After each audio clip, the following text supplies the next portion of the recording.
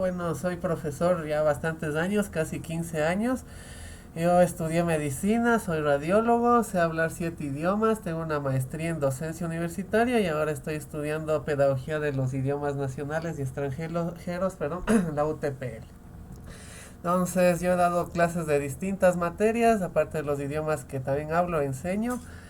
Entonces tengo la costumbre de decirles a los estudiantes, también cuando fui profesor de la Facultad de Medicina aquí en la Central, de que anoten todo hasta cuando yo toso. Yo toso mucho, tengo bastante alergia, ¿ya?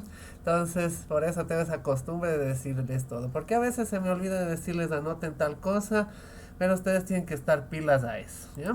Porque no se sabe a finales cuentas que les vayan a tomar, puede que algo que yo diga salga en el examen, ¿listo? Entonces, vamos acá a ver presentación. Entonces, el temario que ustedes tienen parece que es para ingenierías, no le vi bien. Se ve química orgánica e inorgánica, ¿ya?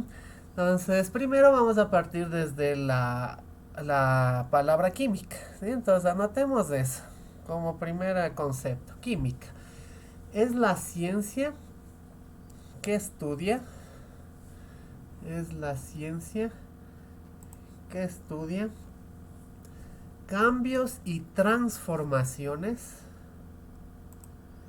cambios y transformaciones de la materia. ¿Bien? Cambios y transformaciones de la materia. ¿Bien? Y ahí está otra palabrita, vamos a anotar abajo, materia. ¿Qué es materia? En química, la materia es todo lo que ocupa, la materia es todo lo que ocupa un lugar en el espacio. ¿Ya? Puede ser visible e invisible la materia, ¿sí? Podemos no tocarle, por ejemplo el aire, no le vemos, no le podemos tocar, pero existe, ¿ya? Porque ocupa un lugar en el espacio, ¿ya? Esos dos conceptos vamos a tener en cuenta para el estudio de la química. Como pueden ver, uy, no pasa, ¿qué pasa? Ahí están escritas dos tipos de química, de inorgánica y la orgánica. Las dos estudian la materia, ¿sí? Vamos a empezar con el estudio en forma general y vamos a centrarnos primera instancia en la química inorgánica, ¿ya? Entonces ya tenemos aquí la clasificación de la materia, ¿no? Ya sabemos qué es todo lo que ocupa un lugar en el espacio, ¿sí? Se divide en dos, en mezclas o sustancias impuras y sustancias puras, ¿ya? Vamos a fijarnos dentro de las sustancias puras, ¿sí? Que podemos tener sustancias simples o sustancias en forma de formando compuestos, ¿sí? Las sustancias simples son los elementos, los que se encuentran en la tabla periódica. Si ustedes tienen alguna otra tabla periódica en la casa o ya la imprimieron de lo que les dije, pueden visualizarle cada una de estas clases, ¿no? En esta clase no vamos a necesitar mucho, ¿sí? Entonces, cada uno de los elementos ahí sueltos es la sustancia simple, ¿no? Tenemos de clasificaciones que están acá, los metales y los no metales, ¿sí? Eso vamos a ver detenidamente después. Y los compuestos son la unión de elementos, ¿sí? Por ejemplo, este elemento de acá que les voy a escribir, que es bastante conocido, el agua, ¿sí? El agua es un compuesto de dos átomos de hidrógeno y uno de oxígeno, ¿sí? Entonces, este número que está acá abajo, como subíndice, me indica cuántos átomos tengo yo del elemento que está hacia el lado izquierdo, ¿sí? Aquí yo tengo dos elementos sí, de hidrógeno y acá no hay nada, pero aquí hay un uno invisible, ¿sí? Que no es necesario escribirla en química, entonces hay un uno de oxígeno. Por escribirle al átomo se denota que nosotros tenemos un elemento, ¿ya? El agua también tiene otro nombre, que el nombre químico se llama protóxido de hidrógeno, ¿sí? Protóxido de hidrógeno, ¿ya? Si voy muy rápido me avisa en el chat, ¿no? A veces no puedo ver las manitos alzadas, entonces ustedes desconecten el micrófono y me interrumpen, no pasa nada. Si tienen alguna duda que les surgió en este momento que dije el término, prenden el micrófono y me interrumpen, no pasa nada. A mí me gusta que me hagan preguntas y que me interrumpan, ¿ya?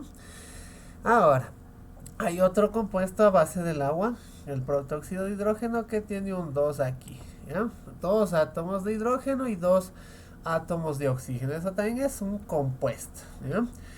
Este se llama agua oxigenada porque es a base del agua y tiene un oxígeno además. Agua oxigenada. El nombre químico es del peróxido de hidrógeno, ¿sí? Peróxido de hidrógeno.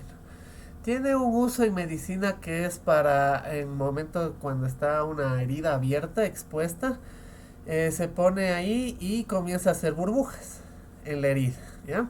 Cuando entra en contacto ese oxígeno extra que tiene el agua o peróxido de hidrógeno, comienza a matar bacterias, ¿ya? Y tiene otro uso más estético, ahora ya no se utiliza tanto, pero antes sí, que era para decolorar el pelo a rubio. Por eso se les decía rubias oxigenadas, por este oxígeno de más que tiene, ¿ya?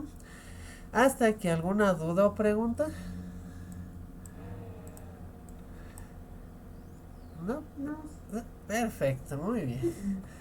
¿Ya? Vamos acá a las mezclas ahora. A otra división de las sustancias son las mezclas. Entonces, ahí, ¿qué entendemos por la palabra mezcla primero? ¿Sí? Una mezcla es cuando juntamos dos sustancias, no elementos, ¿no? El conjunto de elementos me da compuestos. Cuando yo mezclo sustancias, ¿sí? Que puede ser algo ya, un líquido, un sólido, un gas, ahí me da una mezcla, perdón. ¿Ya? Por lo general hay uno que se encuentra en mayor cantidad, que se llama solvente.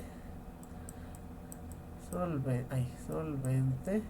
Si hay alguna letra o número que no entienden, me avisan nomás, ¿no? Porque igual como estoy como el mouse a mano alzada, entonces se me... Y mi letra es fea también, de lo que estudié medicina, entonces me dicen nomás, ¿ya? Por lo general el solvente es el agua, no siempre, ¿sí? Pero por lo general en ejercicios que vayamos a hacer es el agua, ¿ya?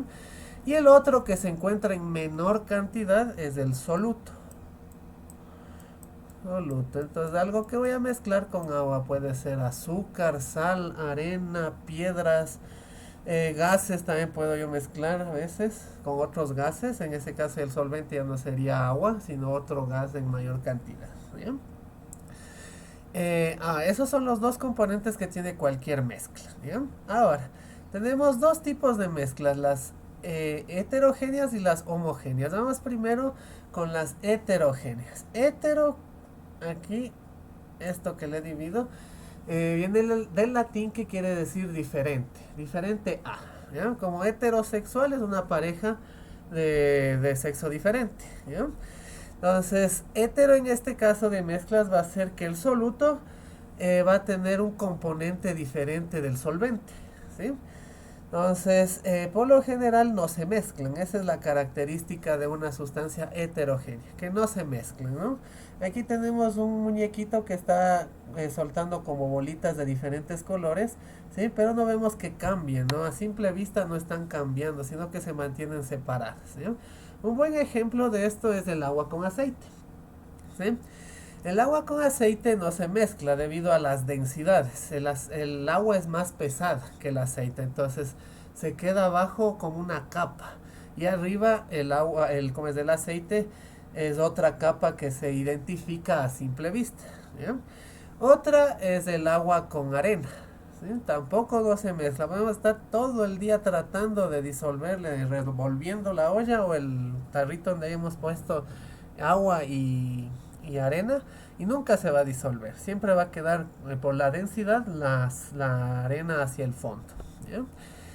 Mientras que las homogéneas, homo, ¿sí? Quiere decir igual a, vamos a tener sustancias que a simple vista no se van a distinguir, es decir, que se mezclan, ¿ya?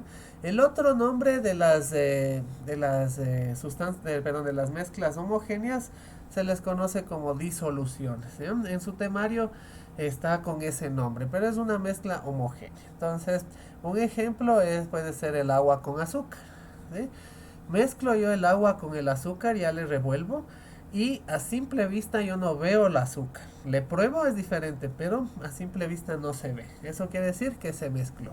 Puede ser agua con azúcar, agua con sal. Hay un montón de sales, no la única que tenemos en la casa que vamos a ver aquí en este curso. ¿Ya? Esas son las divisiones de la materia. ¿Ya? ¿Qué la materia? Es todo lo que ocupa un lugar en el espacio. Uy. Vamos a ver ahora las propiedades de la materia, ¿no? Como todo lo que existe tiene que tener alguna característica. Entonces, tenemos nosotros aquí materiales naturales y materiales artificiales, ¿no? Todos los que están en la tabla periódica, salvo unos pocos, son naturales. En sí se cuentan que son 96 naturales, ¿ya?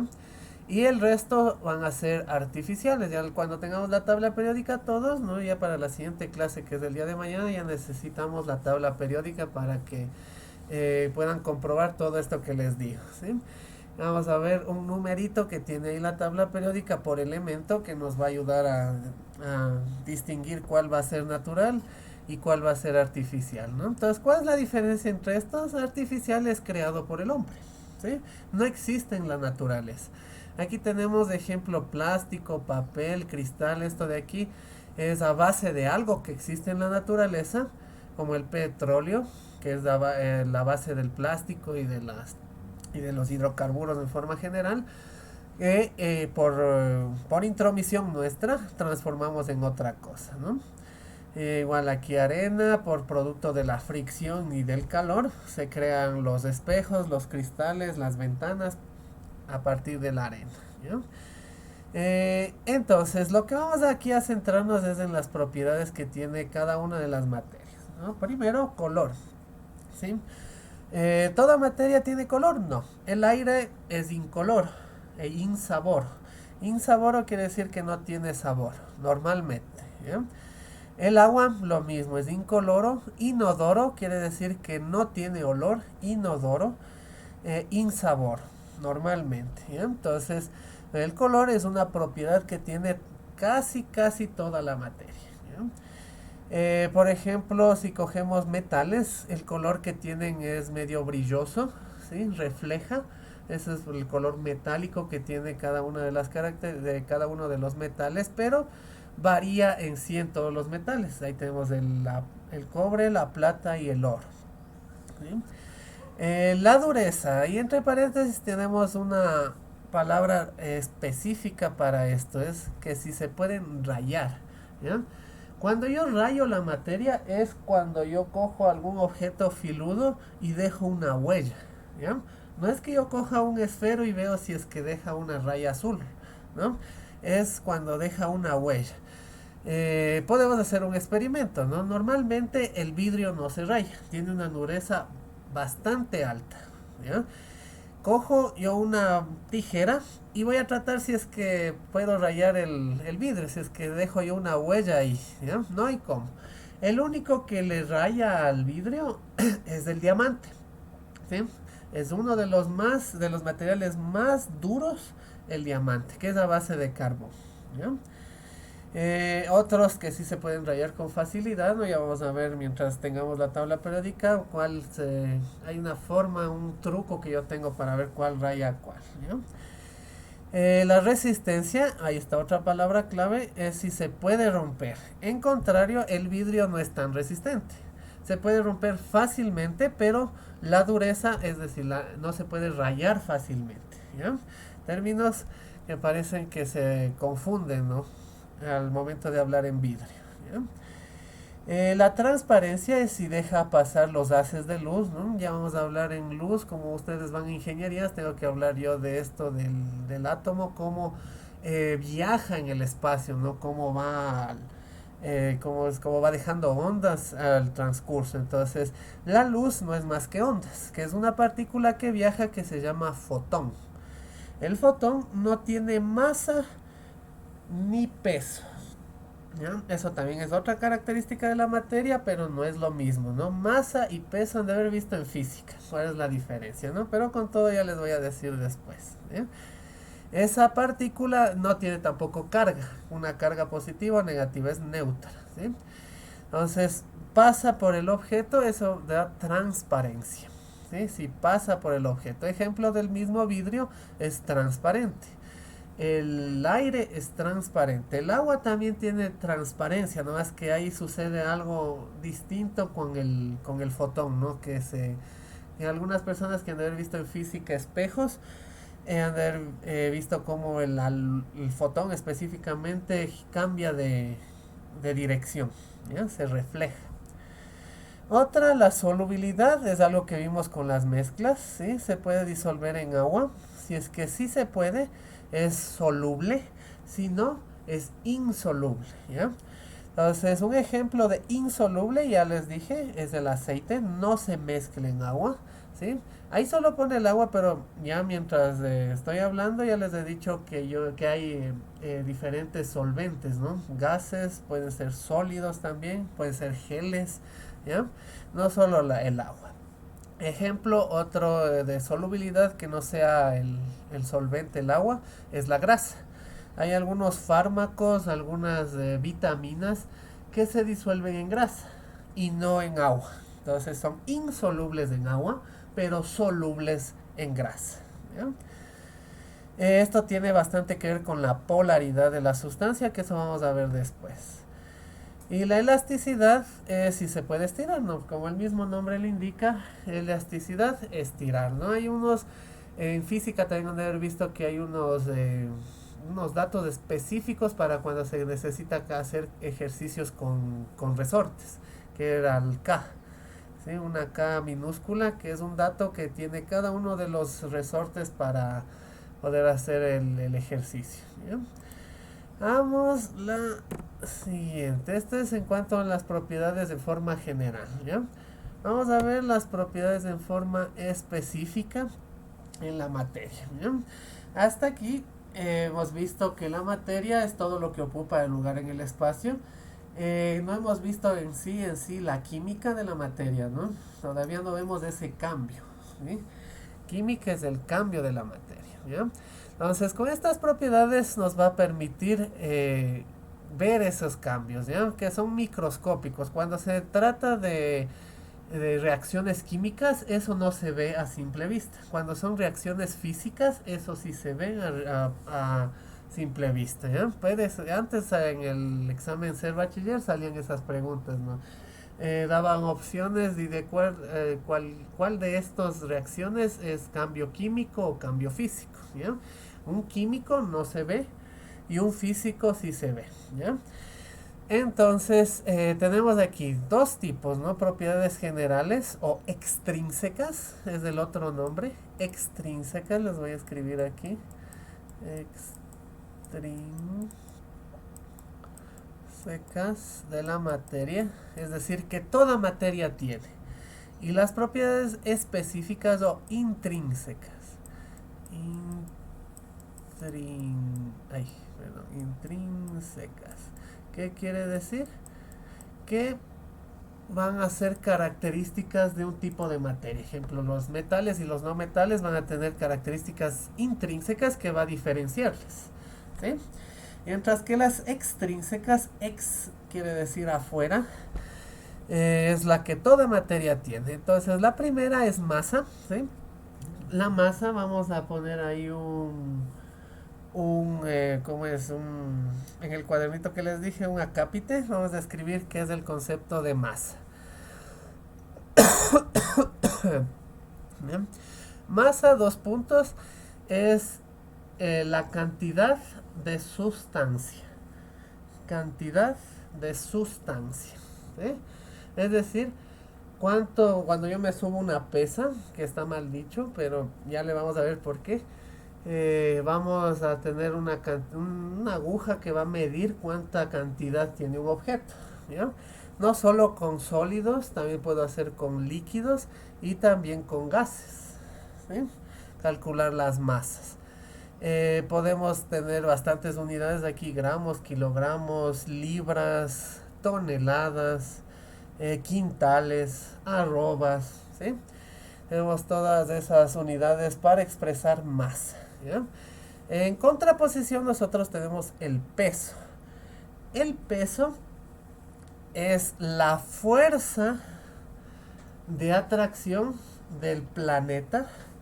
El peso es la fuerza de atracción del planeta sobre la masa, ¿ya? Entonces, obviamente, para yo tener peso necesito tener masa, ¿ya? Pero esta fuerza está ayudada por la gravedad, ¿sí? Si se acuerdan, la gravedad es 9.8 metros sobre segundo cuadrado, ¿ya?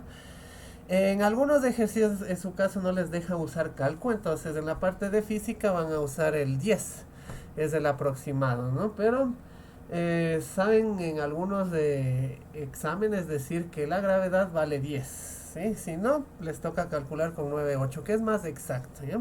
Esa es la gravedad del planeta Tierra. Entonces, si se acuerdan, el peso tiene una fórmula. Como les dije, es una fuerza, es decir, que va a darme newtons, ¿sí? Es la gravedad por la masa, ¿sí? Entonces, no es lo mismo masa que peso. Masa, cantidad de sustancia. Peso es la fuerza de atracción hacia el centro del planeta, ¿ya? Todo tiene peso. En la luna también hay gravedad.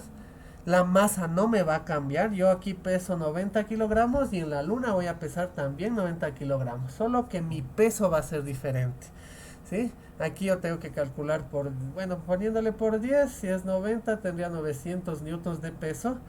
Pero en la luna es un octavo, ¿sí? Tengo que sacar el un octavo el un sexto que es la gravedad de la luna, y por lo tanto sacaría el un sexto del peso, ¿ya? Por eso es que los astronautas supuestamente, no se sabe si es que en verdad fueron, se demoraban en caer, ¿no? Cuando saltan. ¿Listo? Vamos al siguiente, el volumen. El volumen es cuando una sustancia ocupa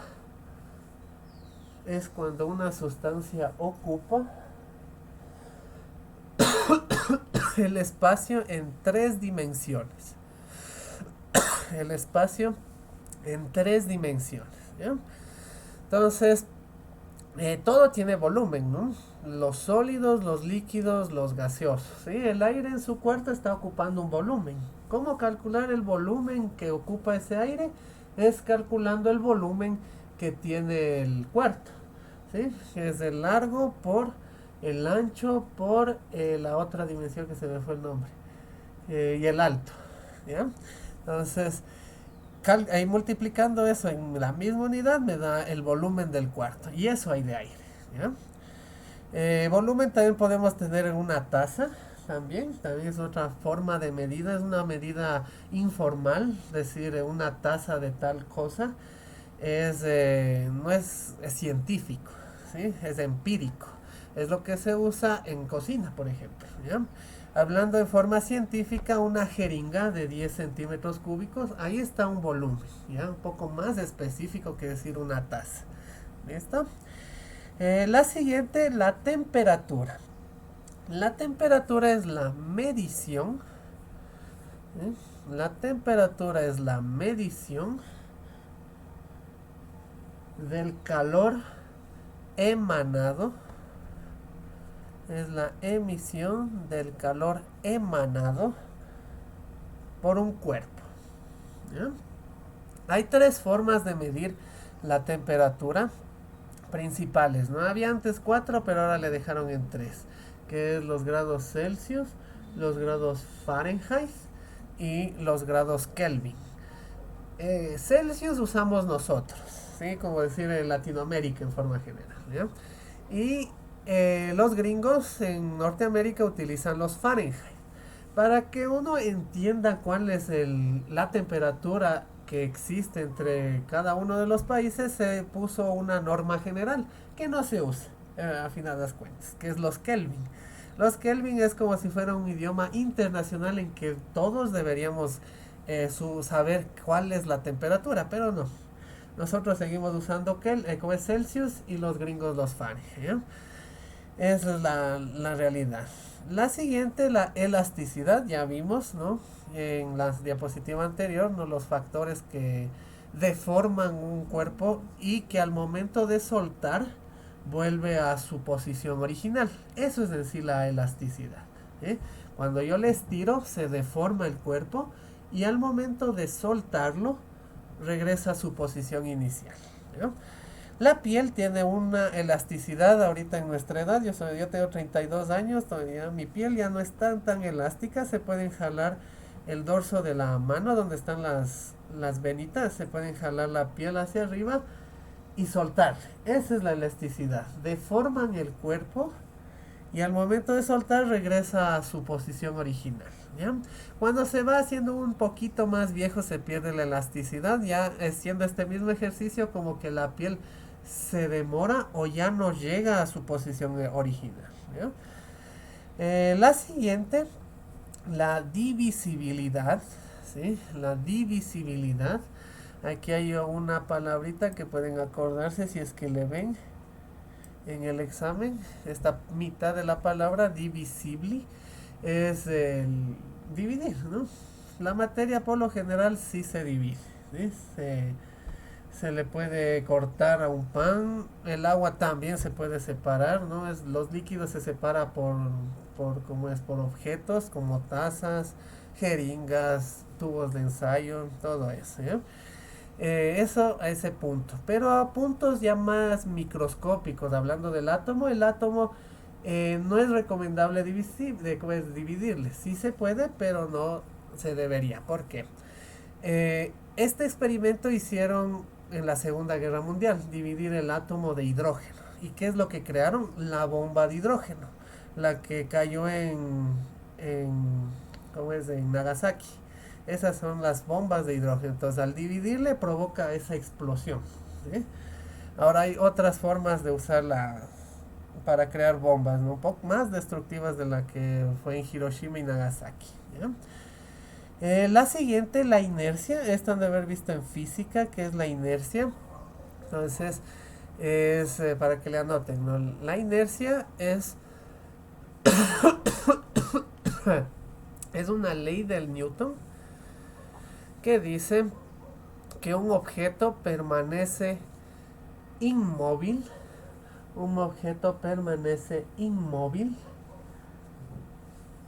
hasta que una fuerza externa,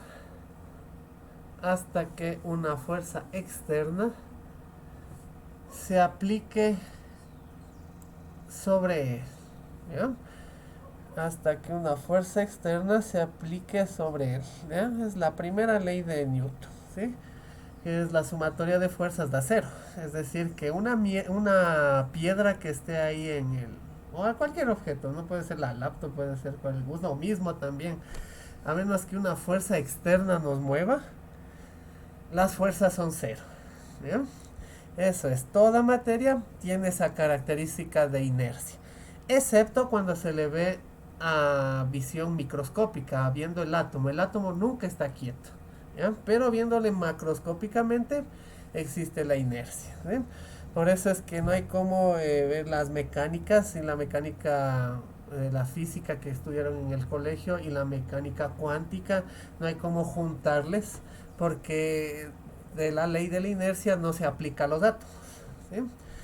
Ese es el problema que hay ahora en la física actual, ¿ya?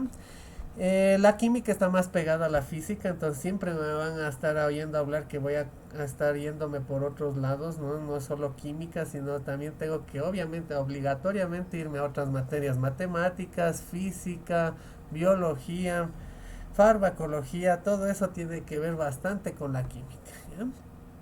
Y la última que está aquí listada, pero falta una más, es la porosidad, ¿sí? La materia tiene poros, ¿sí? Hablando microscópicamente a nivel del átomo, el átomo, como tiende a moverse bastante, deja espacios entre sí, ¿ya? Que eso se refleja en toda materia. Los poros son los espacios que quedan ahí, que son vistos un poquito más de, como decir, a simple vista, ¿ya? Eso es la porosidad, los espacios que tiene la materia, ¿ya? Y la última es, que no está aquí listada, es la ley de la impenetrabilidad. Ley de la impenetrabilidad. Impenetrabilidad, ¿ya? ¿Qué quiere decir esta? Esta ley dice que dos objetos no pueden, ¿sí? Esta ley dice que dos objetos no pueden ocupar el mismo espacio al mismo tiempo, ¿sí? Dos objetos no pueden ocupar el mismo espacio al mismo tiempo, ¿ya? Y eso es ley porque en todo el universo conocido no tenemos, no podemos poner en un espacio, por aquí tengo una taza, ¿sí? El mismo espacio que está ocupando la taza, el marcador. No puedo poner, ¿ya? Para que estén los dos ocupando ese mismo espacio, ¿sí?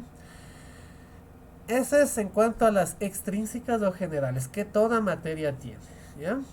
También vimos otras, el color, la que estaba acá en la otra diapositiva, ¿no? Vamos ahora a las propiedades intrínsecas o específicas, ¿ya? La primera es la densidad. Toda materia tiene densidad, pero no la misma, ¿sí? Va a variar esta densidad. ¿Y qué es la densidad? Vamos a anotarla en el cuadernito. La densidad es la relación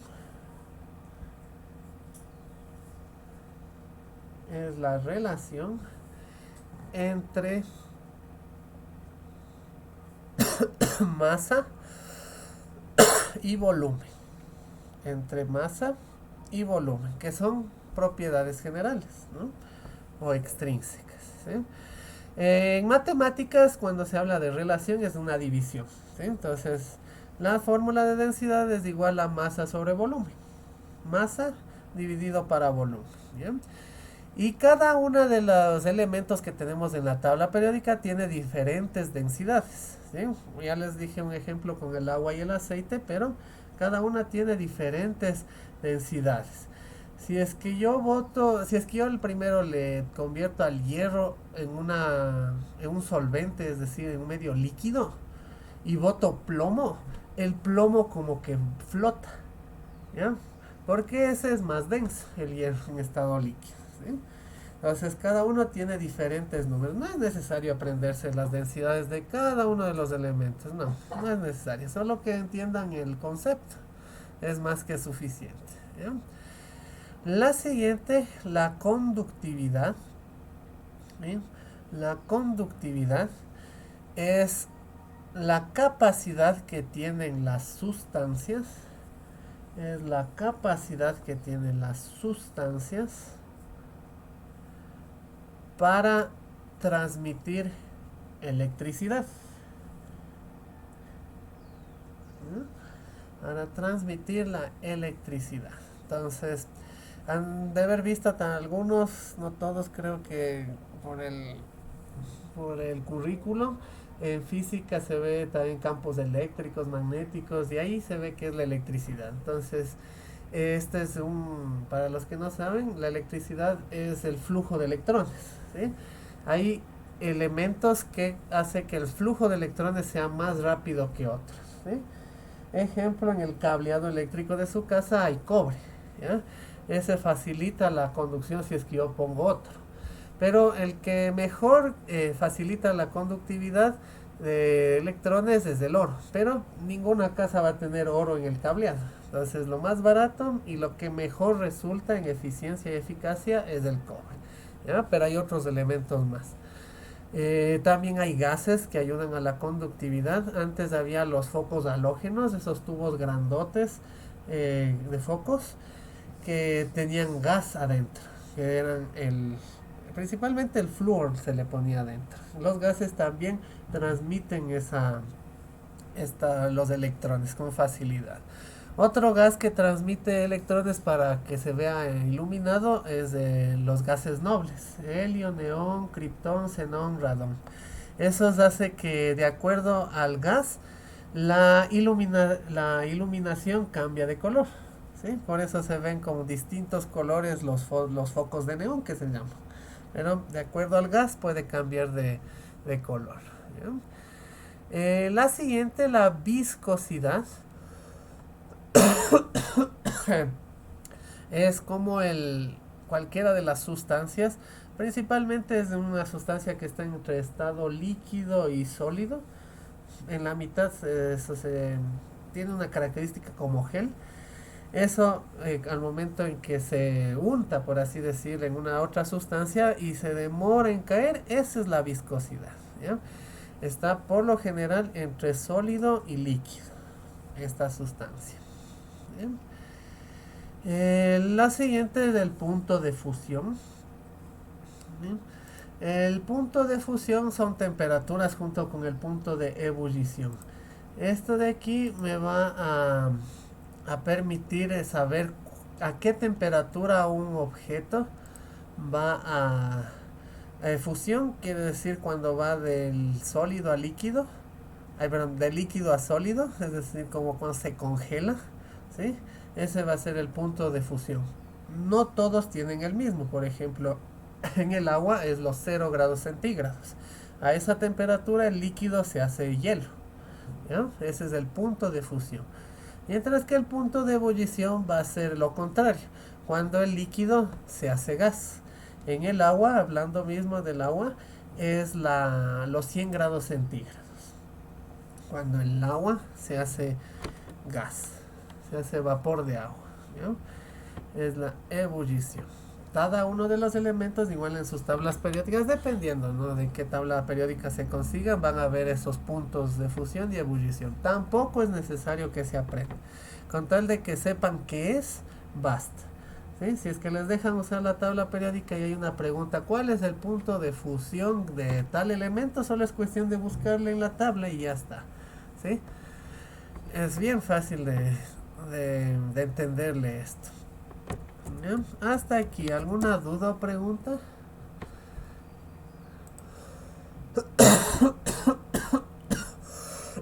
Buenas tardes, Perdón. chicos. Buenas tardes, profe. ¿Cómo está? Buenas tardes. Profe, disculpe, no sé si tal vez leyó mi mensaje. No, hoy, como estoy hablando, perdón, no, ahorita le vi. Sí, profe, le decía que por favor me ayude con la Ah, ya, grabación de la reunión. listo, Ya, muchas gracias. ya.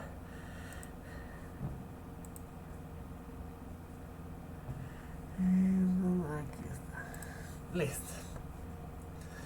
Entonces, ahí estamos. Entonces, eso es en cuanto a los puntos. Vamos a la dureza, ya hablamos de la dureza, ¿no?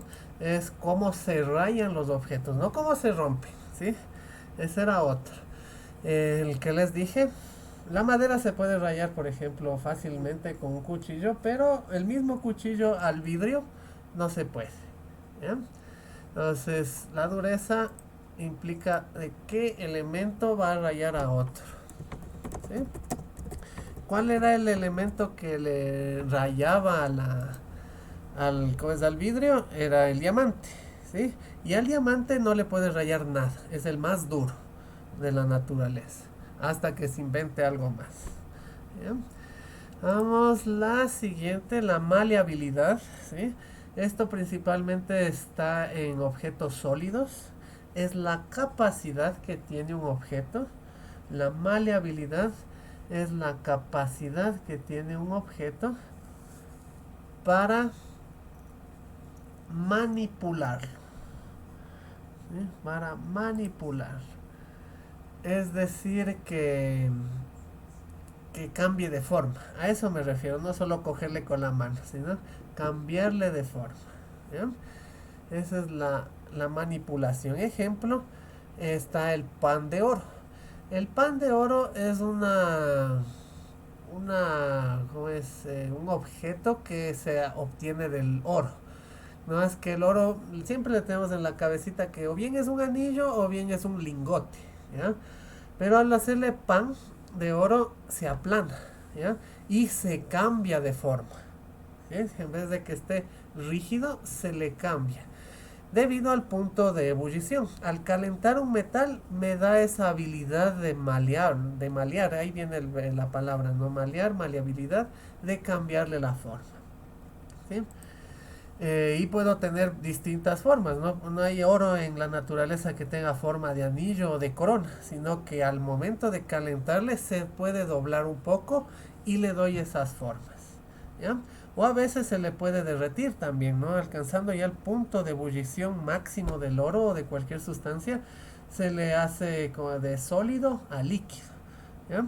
Y puedo yo cambiarle. En la naturaleza, el único metal en estado líquido es el mercurio, de forma natural. Y ahora sabiendo los puntos de fusión y ebullición de cada uno de los elementos, por intervención humana, podemos transformar, perdón, el sólido a líquido de distintos elementos, pero naturalmente es el mercurio, ¿ya? El mercurio es tóxico, ¿no? ¿Qué más? Y la última, la solubilidad, que también ya hablamos de esta. La solubilidad se trata de cómo una sustancia se mezcla en otra sustancia de mayor cantidad. Nada más, ¿no? Entonces ahí teníamos sustancias insolubles, sustancias solubles, ¿no? Ejemplo otra vez de sustancias solubles puede ser la sal, el azúcar, ¿sí? De sustancias insolubles podemos tener ahí el como es de cuál les puse, la arena o también el aceite. El petróleo también es insoluble, ¿no? Ahorita que me acordé, el petróleo es una sustancia que tiene densidad menos del agua, por eso es cuando hay derrames de petróleo que se puede sacar un poco del petróleo sin que contamine tanto el agua, ¿ya? Porque se queda como una capa, pero obviamente siempre hay contaminación, ¿no? Sea la parte biológica o sea la parte inorgánica. Inorgánica es del agua. ¿Listo? Hasta aquí, ¿alguna duda o pregunta? No, perfecto, ¿eh? Facilísimo. La química es bastante fácil, ¿no? No es nada del otro mundo. ¿Bien? Las siguientes son las propiedades físicas del agua. Como les dije, del agua, que digo, de la materia. Como les dije en un comienzo, la química está más ligada a la física, ¿no? Que cualquier otra asignatura. Entonces, vamos a poner como título los cambios físicos de la materia, ¿sí? Físico, ¿qué quería decir? Cuando nosotros tenemos un cambio a nivel macroscópico, es decir, que podemos ver ese cambio, ¿sí? Uy, ¿qué pasó? Muy violento. Ya, ahí. Entonces, tenemos aquí los tres estados principales de la materia, que es el sólido, líquido y gaseoso. ¿Ya? El más estable de los tres estados es el líquido, ¿sí? El más estable, ¿ya? La sustancia que se encuentra en todos los estados en forma natural es el agua, ¿sí?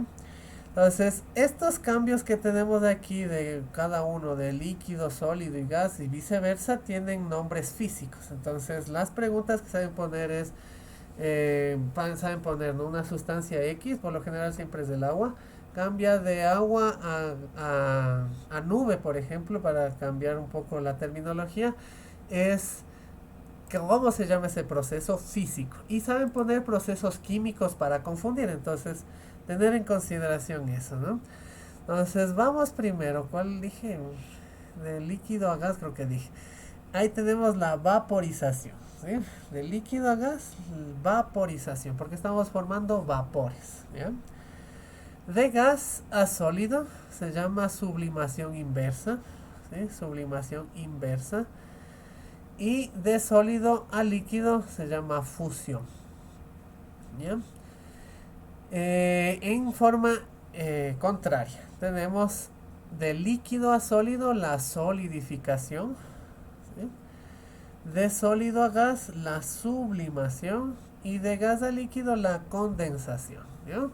Entonces, como les dije, el agua está en todos los estados en forma natural, ¿no? Agua, hielo y nubes, ¿sí? Pero hay otros, como es de elementos que también pueden hacer esto. Por ejemplo, en sublimación tenemos el hielo seco, ¿sí? El hielo seco es cuando uno se iba antes al... Bueno, todavía hay. En el parque venden los helados. Y al momento en que el heladero abre la escotilla del carrito, como que sale un vapor, ¿ya? Y abajo sabe tener unas cosas envueltas como en papel periódico o con cinta de embalaje, ¿ya? Ese es el hielo seco. El hielo seco cambia directamente de sólido a gas. Y por eso el carrito no tiene alguna como otra escotilla para sacar el agua que se formaría con el hielo normal. ¿Sí? Porque esto tiene que pasar de aquí a acá y de acá a acá, ¿ya? Pero el hielo seco tiene esta fórmula. Pasa directamente de sólido a gas. Es el dióxido de carbono el nombre químico del hielo seco.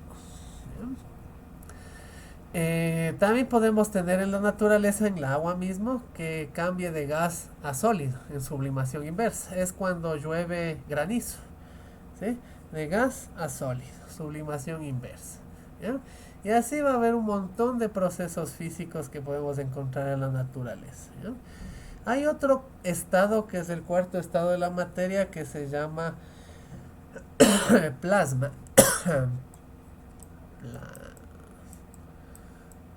En otros libros les saben decir coloide o coloidal, ¿sí? Es lo mismo, plasma, coloide o coloidal es lo mismo. Es un estado en que el agua se encuentra formando un gel, es decir, está entre líquido y sólido, ¿bien? Ese es el plasma. Y por lo general se le encuentra en el interior de las células, ¿sí? Eso es. ¿Hasta aquí alguna duda o pregunta? No. No, facilísimo. Perfecto. Vamos la siguiente. Ahora sí, ya hemos visto, hemos ahondado en la materia. Vamos a ver de qué está creada la materia, ¿no? Hubo un filósofo griego que se llamaba Demócrito, ¿sí? Que está aquí, el nombre en griego, Demócritus, en el siglo 5 antes de Cristo, que postuló, que dijo que la materia estaba formada por partículas muy pequeñas que no se podían dividir, ¿ya? Como hablaba en griego, la palabra que se inventó fue átomo, ¿ya? Átomo quiere decir, viene de dos vocablos griegos que quieren decir sin, y tomos, hoy voy a cambiar de color, no se ve, sin, y tómica viene de tomos, que quiere decir división. Entonces, una partícula que no tiene división, sin división, ¿ya? Y ahí vino la primera vez que existió esta palabra, por Demócrito, ¿ya? Como todo lo que se tenía que hablar en Grecia era ante un público bastante exigente y se tenía que demostrar, de ahí venía todo el conocimiento que hay, no se podía demostrar la existencia del átomo porque son partículas muy pequeñas. Entonces, lo que hizo Demócrito, Demócrito quedó en el olvido y le tacharon de loco, porque no podíamos, ¿no? Todo lo que se ve se puede dividir hasta cierto punto, pero microscópicamente el átomo se creía que no se dividía más, ¿ya? Entonces, de ahí vino la palabra. Después vino otro científico que se llamaba John Dalton, ¿sí? Sinceramente, yo he dado 15 años ya clases de esto, de distintas materias, como les dije, y he visto un montón de pruebas de ingreso a universidades, y he visto que en algunas toman años y en otras no. Entonces, por si acaso, para que no les falle alguna pregunta, porque es facilísimo entrar a la U con estos temarios. Pero que tomen años y que uno se olvide, no vale la pena. Entonces, para que le estudien los años, eso sí. Pero de ley, ¿qué teoría y quién dijo? Eso de ley va, ¿sí? ¿Qué teoría y quién dijo? ¿Ya? Entonces, John Dalton cogió lo mismo que dijo Demócrito, que la materia está formada por partículas muy pequeñas llamadas átomos, ¿ya? Y que la combinación de estos átomos formaban distintos compuestos, ¿sí? Distintos compuestos. De ejemplo, ya tenemos el agua, que dos átomos de hidrógeno me da, como es con oxígeno me da el agua. El CO2, un átomo de carbono con dos de oxígeno me da un gas incoloro inodoro que sale de los pulmones, ¿sí? Él tenía una enfermedad particular, ¿ya? No he visto hasta ahorita que tomen la enfermedad que tiene John Dalton, pero por si acaso les digo yo siempre. Él tenía una enfermedad que no podía distinguir los colores rojo y verde. Y en honor a él le pusieron esa enfermedad parte del nombre, que se llama daltonismo, de Dalton. Daltonismo, la ceguera a los colores, ¿ya? La siguiente, el átomo de Thomson, ¿sí? El átomo de Thomson también se llama el de pudín, ¿sí? Está por aquí, no está ahí. ¿Sí? También se le conoce como la teoría de pudín. Y también como pudín de paz, también le he visto que le ponen, ¿ya? ¿Por qué se llama así? Thomson dice que el átomo está formado por en su gran mayoría, por una partícula con carga positiva. Por una partícula con carga positiva. ¿Ya? ¿Qué sería el pudín? En sí, el pudín que toman en cuenta en los libros es como si fuera un cupcake, un pastelito. Y al cupcake le ponemos pasas, ¿sí? Por eso se llama pudín de pasas. Las pasas en el modelo de Thomson son las cargas negativas que tenemos aquí. ¿Qué les llamó? Electrones. Y a la carga positiva les llamó protones. ¿Ya? ¿Cómo se dio cuenta si es que no se puede ver ni en un microscopio el átomo? Él hizo en una lámina de oro, ¿sí? Mandó rayos fotónicos, ¿sí? Ya vimos que la luz tiene una partícula que es el fotón, que no tiene ni carga, ni masa, ni peso. Entonces, delante de la lámina de oro estuvo este aparato que mandaba los rayos. Y atrás una lámina que captaba cuántos rayos pasaban. Entonces, si es que la materia no tenía nada con qué chocar, los rayos pasaban intactos, ¿no? Supuestamente. Entonces, de acá en la lámina que contaba los rayos fotónicos, tenía que contar lo mismo que salió, ¿ya? Pero dada la sorpresa que no es lo mismo, hubo menos a este lado. ¿Qué pasó? Como el fotón no tiene carga, entonces no puede ser atraído. Eso es lo que dedujo Thomson, ¿ya? Sino que chocó y se desvió, ¿ya? Eso se llama efecto fotoeléctrico. Ya le vamos a ver después, el efecto fotoeléctrico, ¿ya? Entonces se desvió. Y por eso no llegó al otro lado, sino que vino y plin se pegó para acá. Entonces hubo alguna carga que le desvió. Por eso pensó en ese instante que la lámina de oro tiene átomos con su gran mayoría una carga positiva, ¿ya? Que es por donde tuvo la probabilidad de chocar el fotón. Muy improbable que se le pegue a un electrón. Todavía en la actualidad no se cree eso, que se le pueda dar, ¿ya? Es muy improbable. La siguiente, voy a borrar esto. Es el de Ernest Rutherford, ¿no? Como el pre. Entonces, ¿qué es lo que hizo Ernest Rutherford? También se le considera como el modelo de sistema solar porque en el centro le plantea a la misma molécula, ¿sí? Positiva.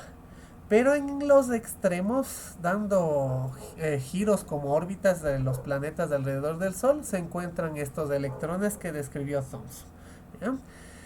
Esa es la diferencia. Entonces, en este punto se le da movilidad al átomo. ¿Qué es lo que no cumple? Lo que les dije, la ley de la inercia.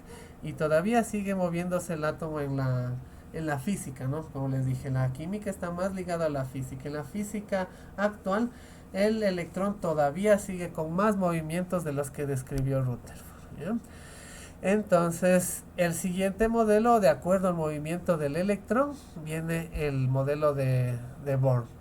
Este de aquí le plantea que los electrones están cambiándose de órbitas, ¿sí? Nosotros aquí tenemos las órbitas de esta forma, pero para que sea más pedagógico, más entendible, Niels Bohr le pone como si fueran solo círculos, ¿ya? Y plantea que no sabemos exactamente dónde se encuentra un electrón. No se sabe, porque está en constante cambio. Le vemos aquí, después está acá, y después vuelve a la órbita, ¿ya? Eso siempre está cambiando de órbitas, de niveles. Ya vamos a ver cómo están los niveles organizados. Entonces está moviéndose como un carro dentro de una carretera amplia, ¿no? Va cambiando de carril el electrón, ¿ya? Y de ahí vino otro científico que apoyó a este modelo de Bohr, que dijo que a ciencia cierta no se sabe dónde se encuentra un electrón, es como un complemento, ¿ya? Ese se llama principio de incertidumbre de Heisenberg. Heisenberg.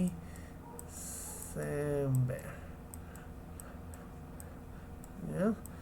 El principio de incertidumbre de Heisenberg. No se sabe a ciencia cierta dónde se encuentra el electrón. ¿Ya? Completa lo que dice Bohr. Bohr dice que el electrón está cambiando de niveles de energía. ¿Ya? Igual plantea el protón como si fuera el centro, ¿no? Y también Rutherford y Bohr también crean otro concepto, que es que hay una partícula que no tiene carga, es decir, que está neutra, que se llama neutrón, en el centro del modelo. ¿Ya? Y la última es la de Erwin Schrödinger. Voy a ponerle esta acá. Dice que aparte de que el átomo se está moviendo de órbitas de una a otra, ayudando con como es el modelo de Bohr y el principio de Heisenberg, también dice que va formando ondas. Así. No se ve ahí en el gráfico, pero se le ve así. ¿Ya? El electrón está alrededor del protón y del neutrón formando ondas. ¿Ya? Y que se crea como una nube de electrones, de tantas ondas que existen y de tantos electrones dependiendo del átomo, porque el átomo de hidrógeno solo tiene un electrón, pero si es que tenemos ya 96 en otros átomos, esas ondas van a formar nubes, ¿ya? Esos son los modelos actuales, el que se está estudiando un poco más ya a profundidad para ver más cosas de qué mismo está compuesto un electrón, un protón y un neutrón, ya se sabe. No es necesario para este examen, pero existen cosas más pequeñas y todavía se están buscando más cosas pequeñas, que es el principio de cuerdas que se está buscando ahí, que va a estar relacionado con Schrödinger, que dijo que, bueno, hizo un experimento. Se supone que existen realidades múltiples y la teoría de cuerdas dice eso, que una cuerda vibra a diferente tono, igual que una cuerda de guitarra, ¿sí?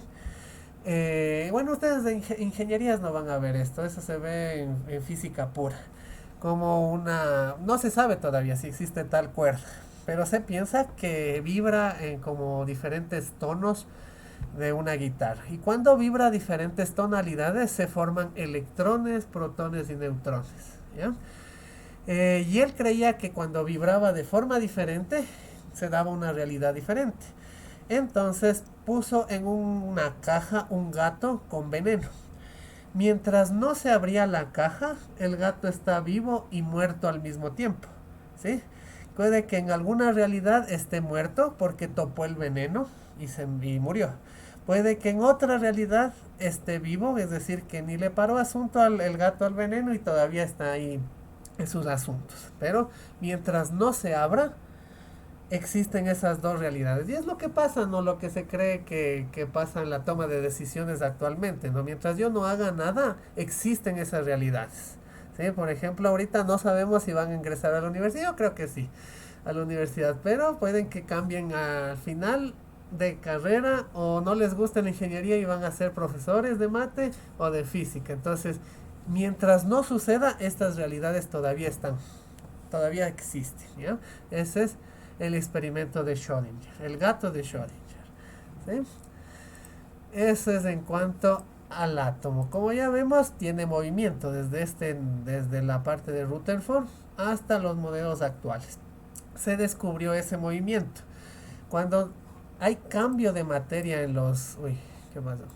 En los estados físicos de la materia de la diapositiva anterior, regresemos, se puede visualizar ese movimiento cuando está en estado gaseoso. ¿Qué pasa? No regresa. ¿Ya? Ese movimiento atómico o molecular se le conoce como movimiento browniano. No quiere regresar. Voy a escribir por acá en la pizarra. Browniano.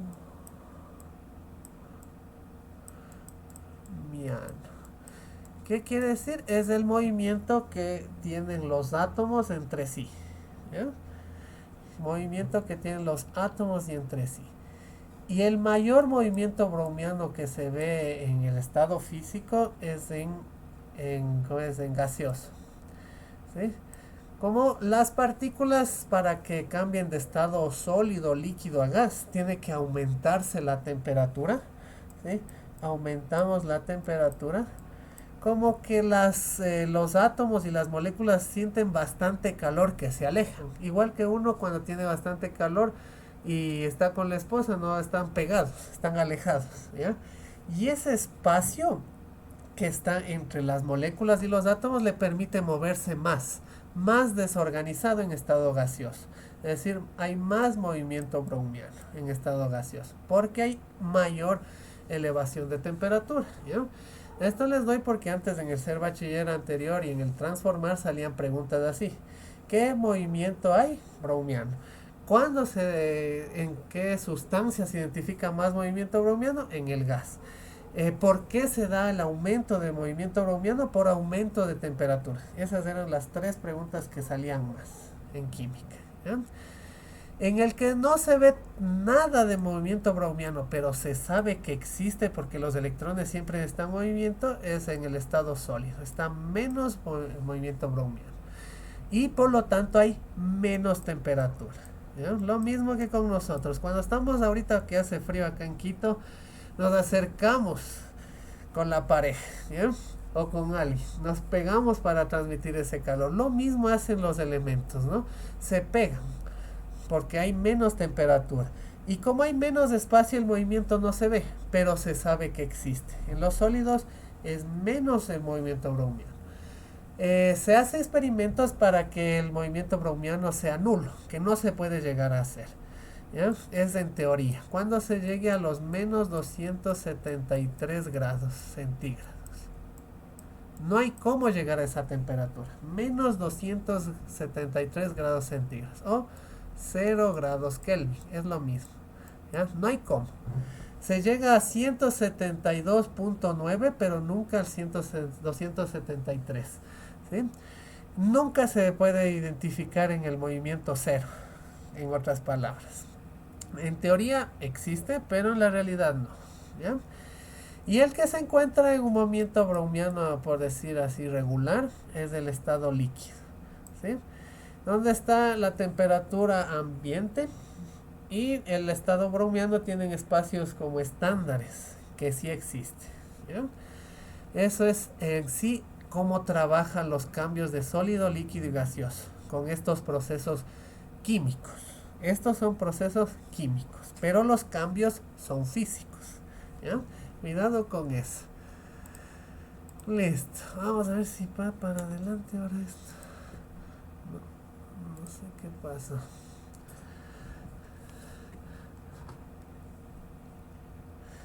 Veamos qué pasa.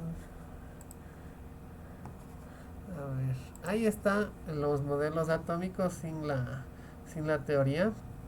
Si es que no anotaron todo lo que les dije, igual estaba en la otra. Y en el internet hay muchos, ¿no? Yo saco toda esta información de la química de Chang. Es un libro que tiene unas 3000 hojas, es muy grueso.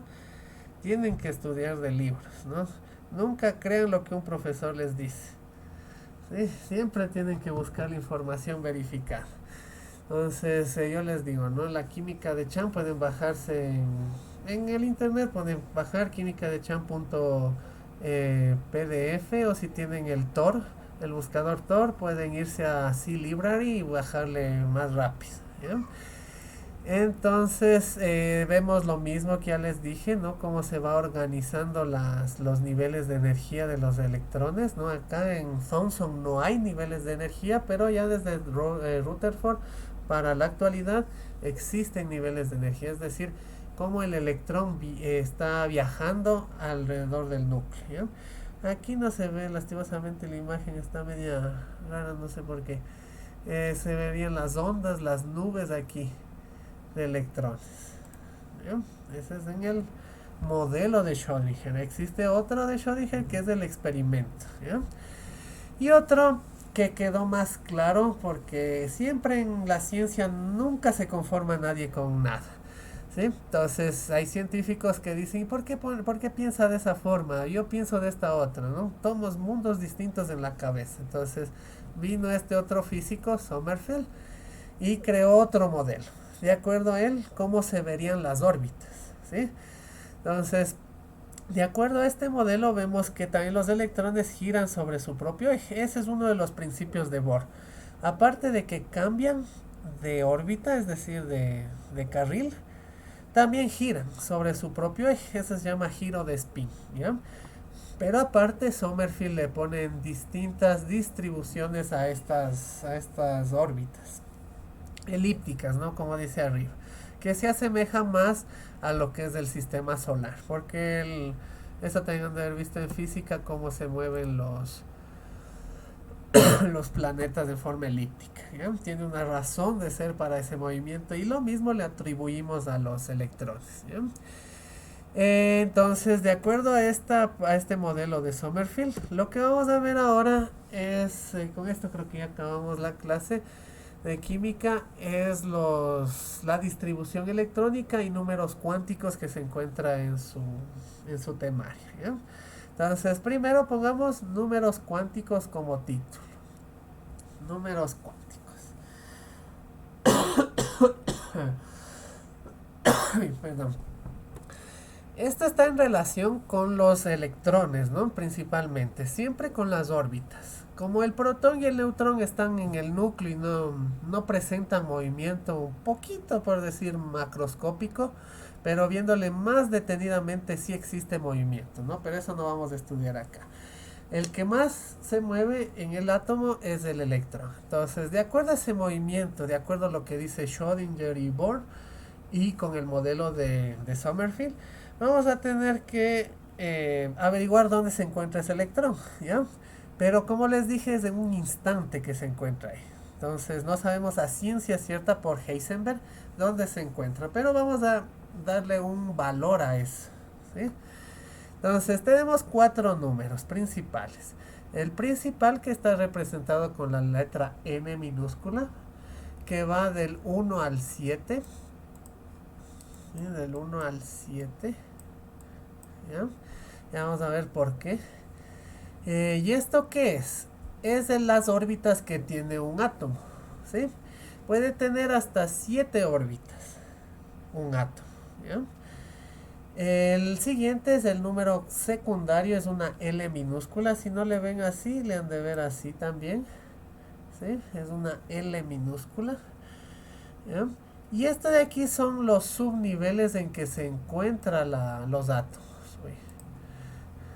Los subniveles en que se encuentran los átomos. Como les dije, es como si fuera una carretera. Con dependiendo de la órbita, puede tener varios carriles. Entonces, dentro de esos carriles podemos nosotros posicionar los electrones, ¿ya? Entonces, L son subniveles, mientras que N son niveles, ¿ya? Los valores, ahí está, es desde el 0, ¿sí? Y n-1, es decir, que va del 0 al 6, ¿sí? N es al máximo 7, menos 1 es 6, ¿ya? Para darle como ese valor numérico. Pero por lo general se utilizan letras, que es la S, la P, la D y la F, en minúsculas, ¿ya? Esos son los valores que tienen en letras el subnivel o número cuántico secundario, ¿ya? El siguiente, el número magnético, que es la M con la L minúscula, ¿sí? Una M con una L minúscula, ¿ya? Representa dónde se ubicaría el electrón dentro de ese carril, ¿ya? Entonces, para eso nosotros tenemos que dibujar unos cuadritos. Es un poco medio abstracto ahorita en la primera clase siempre que doy esto, pero ya cuando vayamos a los ejercicios se aclara bastante, ¿ya? El subnivel S tiene el número magnético un cuadrito, ¿ya? Subnivel S es el L, ¿ya? Y acá está el número magnético M y la L minúscula, ¿ya? Tiene un cuadrito y a este cuadrito le damos el valor de 0, ¿ya? El siguiente subnivel L era el P. El P tiene 3 cuadritos. 3 cuadritos, ¿ya? El del centro siempre vale 0. El del lado izquierdo son los negativos y el lado derecho son los positivos. Entonces menos 1 y más 1. ¿Ya? Esos son los espacios que vamos a llenar después con electrones. El siguiente es el D. El D tiene 5 cuadritos. Salió 1, 2, 3 y 4. ¿Ya? El del centro es 0. En el lado izquierdo están los negativos. Menos 1, menos 2. Y en el lado derecho los positivos. Más 1 y más 2. ¿Ya? Como si fuera una recta numérica, más o menos. Y el siguiente es el F, que tiene 7 cuadritos. A ver, aquí vamos a hacerle más estrecho. 1, 2, 3, 4, 5 y 6. ¿Ya? El del centro es este de aquí, tiene 0. En el lado izquierdo los negativos, menos 1, menos 2 y menos 3. Y en el lado derecho los positivos, más 1, más 2 y más 3. ¿Ya? Por eso les pedía el cuaderno a cuadros, ¿no? Para que esto quede mejor que de lo que yo hice. ¿Ya? Entonces, esos son los valores que tiene el magnético secundario, como es el número magnético secundario, ¿ya? Por eso aquí pone menos 1, 0, 1, pero en sí no pone los cuadritos de que es de cada uno de estos, que le ven aquí. Entonces, cópienle en esto, les voy a dar unos 2 minutos creo para copiar, ¿ya? Ese es de los números cuánticos.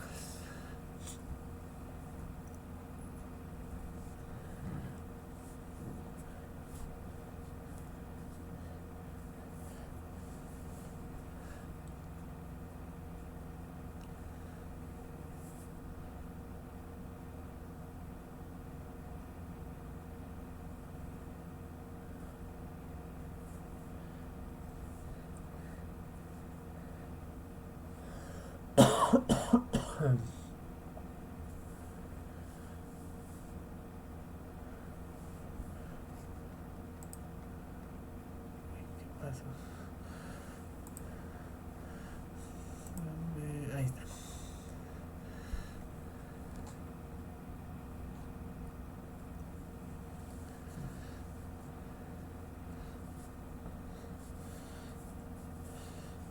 ¿Ya?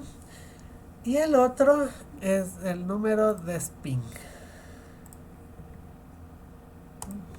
Es cuando no quiero que cambie. ¿Qué está pasando? El número de spin va a denotar la rotación del electrón. Como les dije aquí en el de Sommerfeld, se ve cómo están cada uno de los electrones, cómo giran como su propio eje, como los planetas. Entonces voy a borrar esto de aquí.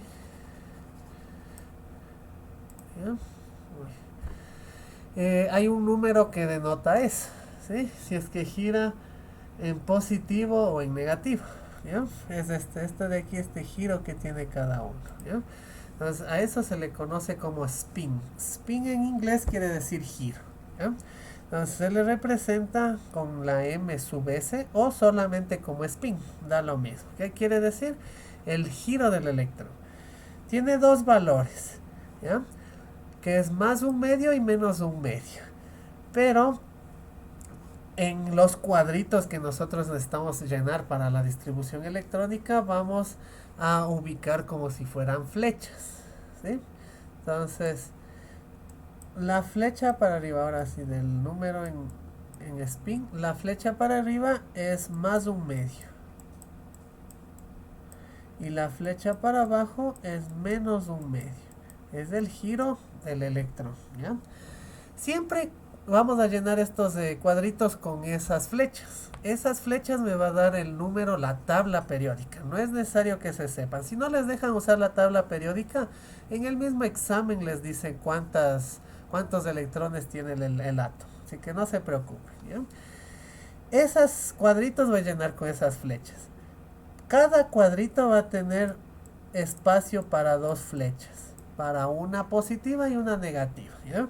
¿Por qué? Porque un medio más un medio me da uno, ¿sí? Un electrón, ¿ya? Entonces ahí vemos cómo va girando un electrón en las dos posibles direcciones que hay, sea positivo o negativa, porque a ciencia cierta no se sabe ni dónde está ni cómo gira, ¿ya? Por eso está, mientras no veamos, está en las dos posiciones, lo que dice Schrödinger, ¿ya? Si yo tengo hasta acá, hasta P, primero lleno las positivas. Primero lleno. Hasta aquí yo tenga todas las positivas y si tengo más cantidad de negativas, lleno, ¿ya? No es necesario llenar todas. Ya vamos a ver esto en un ejercicio. Lleno primero las positivas y después las negativas, ¿ya? Primero las positivas y después las negativas. Si es que tengo. Si no, se quedaría así. No es necesario llenar tampoco todos los cuadros. Se puede quedar así como les pongo, ¿ya? En otros ejercicios también se puede llenar hasta acá las negativas, pero no toma, porque por pregunta lo mucho saben tener. Acá en estas universidades que les dan temario, por lo general 2 minutos y medio, tienen un poco más de tiempo para dar que en los exámenes del CENESID para hacer estos ejercicios. Igual es poco tiempo, no les van a dar ejercicios tan largos, ¿ya? Igual no pueden usar calculador, entonces los ejercicios van a ser demasiado simples. ¿Listo? Ahora sí, entonces ahí tenemos los cuatro números. N no le puse aquí porque les voy a explicar en otro. S son los canales que tiene un nivel. El magnético ML son los cuadritos de verde. Y MS, el de spin, son las flechas de arriba y abajo, ¿ya? Hecho. Ahora sí, viéndole en un ejercicio. A ver, no, antes de eso tenemos acá otra explicación de eso. Ya, ahí está. Como todo el electrón en la línea, como es amarilla, tenemos que tiene esas posibilidades de encontrarse, ¿ya? N me va a dar el tamaño, es decir, en la órbita que se encuentra. N. L, la forma espacial en la subórbita. M, la orientación, quiere decir en el cuadrito que les dice el magnético, los cuadritos, si es que es positivo, negativo, neutro. Y S, la rotación del electrón, si tiene un spin positivo o un spin negativo, ¿ya? Esto es teoría que sí saben tomar, lastimosamente saben poner unas preguntas medias confusas en esto, entonces toca saberse bien la teoría de esto, porque los ejercicios son súper fáciles. Yo tengo unos trucos para hacer estos ejercicios de una manera concisa, precisa, usando la tabla periódica, ¿ya? El orbital está encargada por N, L y M. No tiene nada que ver la rotación del electrón, ¿sí? No tiene nada que ver si gira en este sentido o en este. No me determina el orbital, de acuerdo a Sommerfeld. Y la energía está entre las dos. El nivel de energía se hace referencia, ¿no? En qué órbita está, ¿ya? Nada más. Vamos, la siguiente creo que ya es la tabla. Ya. Bueno, de una vez que está aquí, después me regreso. Las órbitas que tenemos aquí se van engrosando de acuerdo a que vayan alejándose. Y después llega un punto máximo que no les queda más que reducirse, ¿sí? Entonces, lo que tenemos aquí en el centro es el núcleo, donde están los protones y los neutrones. Los electrones se encuentran afuera, ¿ya? Cada uno de estos es la carretera. Y aquí vemos con distintos colores cómo la carretera tiene diferentes carriles. Que esos son los números secundarios, el L. Que tenemos de S, SP, SPD, SPDF. SPDF se repite y después comienza a bajar, ¿ya? ¿Cuántas órbitas están aquí? 1, 2, 3, 4, 5, 6, 7. No hay más. En la naturaleza no hay más, ¿ya?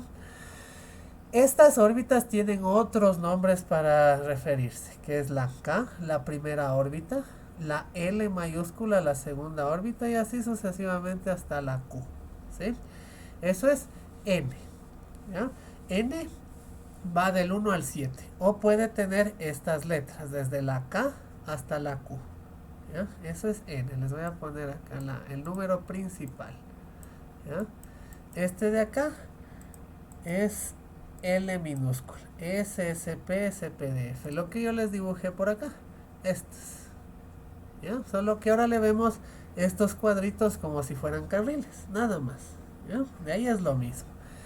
En cada órbita, es decir, en N, en K hasta la Q, puede entrar un número determinado de electrones, que eso tienen que aprenderse de memoria. Si no, se pasan y ya no concuerdan. Estos son los números que tiene cada una de las órbitas, los que puede entrar, ¿ya?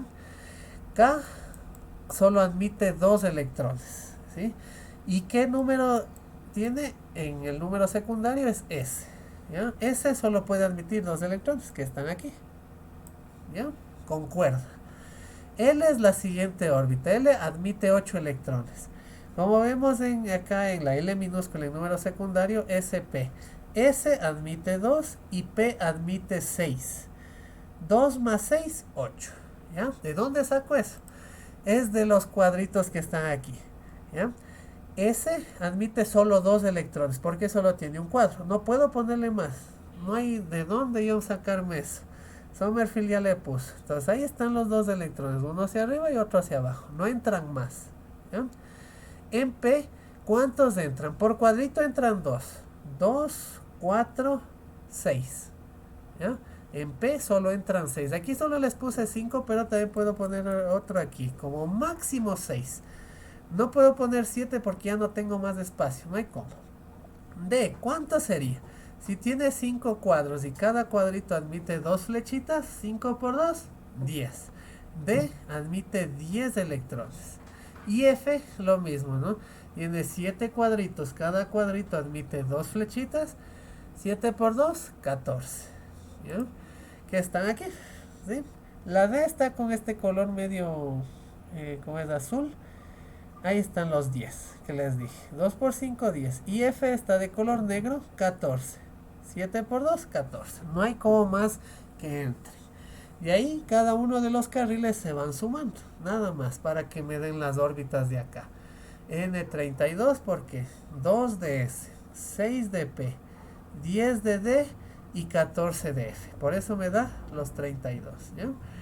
Pero llega a un límite, ¿no? El 32 se repite 2 veces y después va bajando de forma viceversa. De 32, 18 y 8. No regresa al 2 acá porque no existe otro, ¿ya?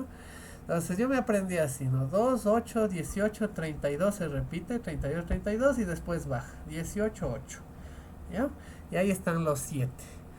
¿Listo? Eso es en teoría, ¿no? Porque a ciencia cierta no se sabe dónde están.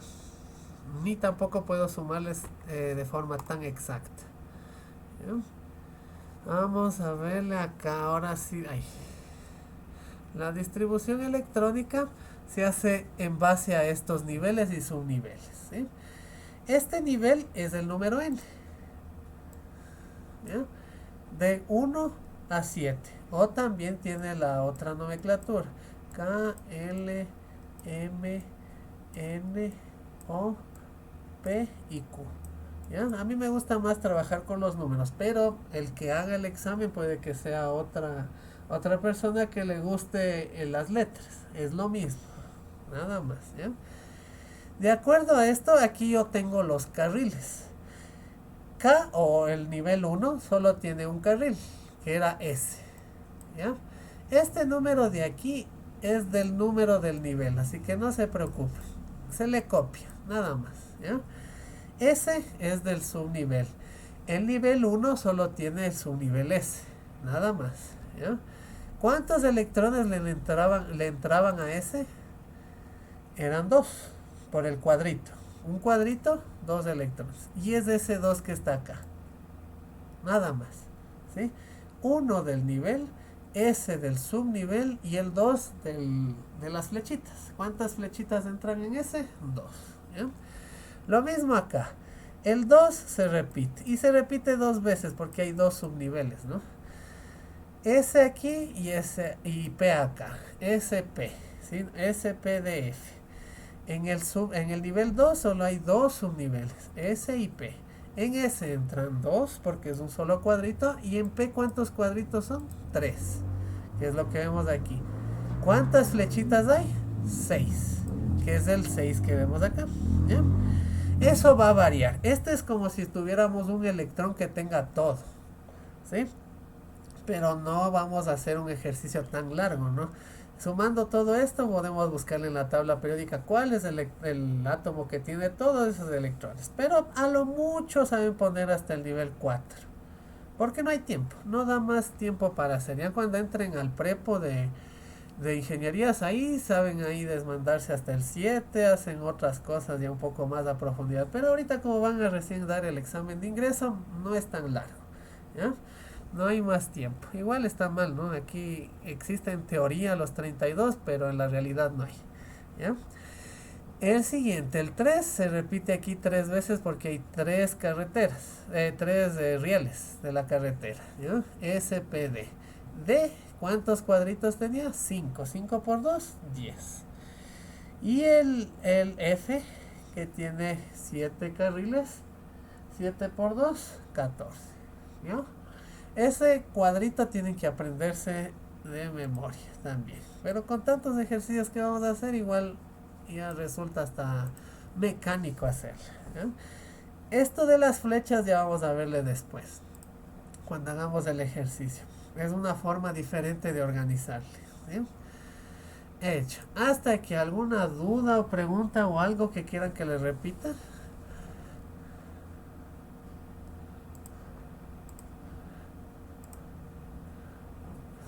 No, profe. No, perfecto, ¿eh? Son bien pilas ustedes. Vamos acá. La tabla periódica. Yo me conseguí esta, ¿sí? Del internet, ¿no? Pueden coger, imprimir esa o una más bonita o comprar a 50 centavos en la tienda, como ustedes quieran, ¿bien? Esta me sirve bastante porque tiene este número de aquí que vamos a usar después en otro tema que se llama molaridad, y este de acá que es el que vamos a usar en esta clase, ¿ya? Entonces, cuando se descarguen o tengan ya la tabla periódica impresa, vamos a buscar el número que está acá arriba del átomo, que se llama número atómico, ¿sí? El número atómico del hidrógeno es 1. ¿Qué quiere decir eso? ¿Sí? Vamos un poco más de teoría. El número atómico se le representa con la letra Z, ¿ya? Si no les dejan usar tabla periódica en el ejercicio, va a decir: haga la distribución electrónica de este elemento que tiene Z tanto, ¿ya? Y ese Z, ¿de dónde viene? De la tabla periódica, ¿sí? ¿Pero qué es? Z quiere decir, a ver, número electrónico. Electrónico quiere decir que tiene, que es el número de electrones. Facilito. ¿Qué es lo que necesito yo distribuir en estos números cuánticos? Número de electrones, ¿ya? También se le representa así, número de electrones, ¿ya? Y también quiere decir el número de protones. Número de protones se le representa así. ¿Por qué? Para que un átomo esté estable, es decir, que no haga lo mismo que la bomba de Hiroshima y Nagasaki, necesita tener la misma cantidad de electrones que la de protones. Si no, estuviéramos explotando a cada rato, ¿ya? Entonces tiene que ser el mismo. Ejemplo, con el hidrógeno tenemos aquí que es 1, un electrón y un protón. Es el átomo más simple y más abundante del universo, el hidrógeno. ¿Ya? Vamos a coger otro, por ejemplo el carbono. El carbono tiene aquí el 6. ¿Qué quiere decir este 6? Que tiene 6 electrones y 6 protones. ¿Ya? Acá abajo tenemos otro número, ¿sí? Que es la masa atómica. ¿Ya? Masa atómica se representa con la A mayúscula. En algunas tablas periódicas está puesto peso atómico, pero ya sabemos que ese no puede ser. Peso es en newtons y la masa que está en la tabla periódica podemos usar en UMAS o gramos. Correcto es masa. Peso está ahí, pero ya sabemos que está equivocado. Atómico. Y es lo que pesa el átomo en sí. Los protones y los neutrones. Me indica el número de protones sumado con el número de neutrones. El núcleo, en otras palabras. ¿Ya? Eso puede que salga como pregunta de examen, ¿no? ¿Qué representa Z? ¿Qué representa A? A, masa atómica o peso atómico. ¿Qué quiere decir? Que es la cantidad de sustancia del núcleo. ¿Y qué tiene el núcleo? Protones y neutrones. ¿Ya? El número solito de neutrones no hay como que esté en la tabla periódica, pero sí hay como calcularle. Hay una fórmula. ¿Ya? Entonces, neutrones es igual. Yo quiero saber, no me da la tabla periódica, cuidado con esto. No hay un dato específico que diga cuántos neutrones hay. Pero con esta fórmula le puedo sacar. Es decir, que yo quiero quitarle cuántos los protones de la masa atómica. Entonces es A menos Z. A menos Z. ¿Sí? Con esta fórmula yo saco neutrones. Si es que les preguntan acá en la UTE, en la ESPE y en la Poli, al momento de ingresar hace unos tiempos atrás, cuando ellos mismos tomaban la prueba, sabían preguntar esto. ¿Sí? ¿Cuántos neutrones existen en tal elemento? Y es facilito. Cogemos la tabla y vemos estos dos valores. Vemos, no es necesario aprenderse de memoria. Aquí que dice hidrógeno, ¿cuánta masa atómica está debajo del nombre? No, igual aquí también me dicen, en algunas otras tablas está aquí en el centro. ¿Qué significa cada uno de esos números?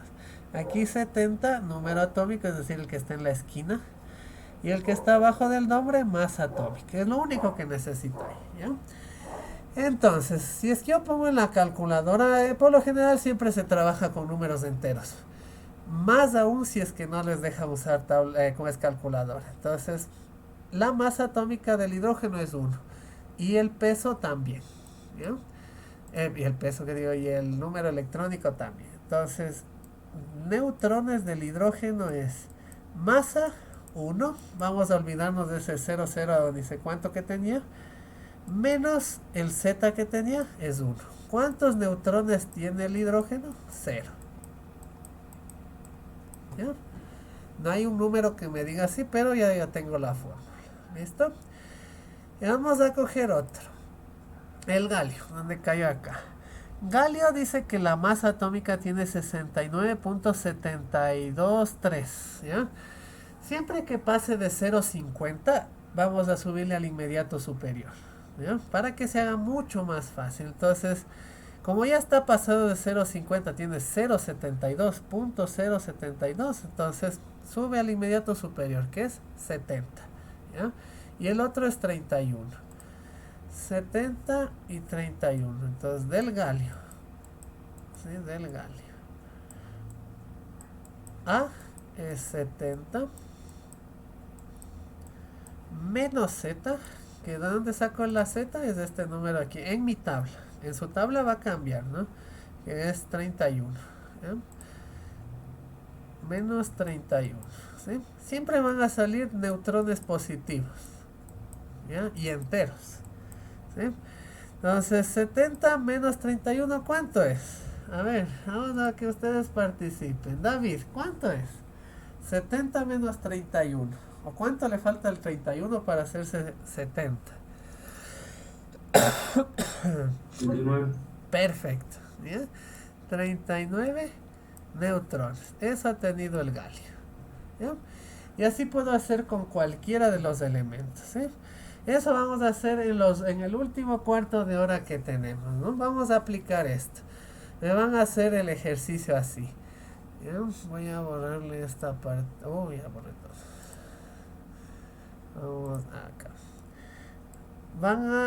Yo les voy a decir el elemento, les voy a dejar la tabla periódica en la pantalla para que ustedes vean, ¿ya? Por ejemplo, vamos a cogerle al carbón, ¿ya? Del elemento que yo les dé van a sacar electrones, protones y neutrones, ¿ya? Los dos primeros súper fáciles. Electrones y protones